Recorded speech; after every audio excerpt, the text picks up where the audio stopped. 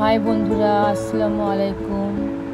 আজকে বানাবো হচ্ছে সাজ পিঠা। তো আমি এখানে নিয়েছি চালের আটা, গমের আটা, লবণ, পরিমাণ মতো পানি, একটা ডিম, আর হচ্ছে 1 কাপ চিনি, সামান্য পরিমাণ মরিচের গুঁড়া, কারণ পিঠাটা একটু ঝাল আর মিষ্টি হবে।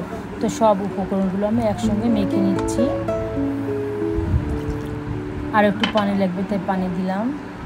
তো মেখে নেওয়ার পর যে এখন কিছুক্ষণ রেখে দেবো, 10 মিনিটের জন্য রেখে দেবো। তো 10 মিনিট পর ফিরে এলাম।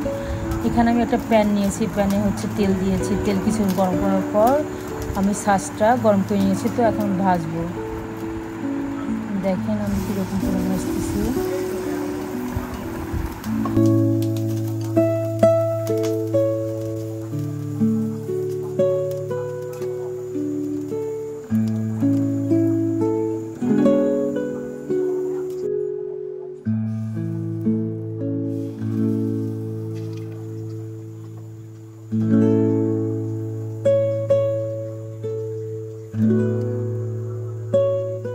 তো আমার পিঠাগুলো সব ভাজা হয়ে গেছে।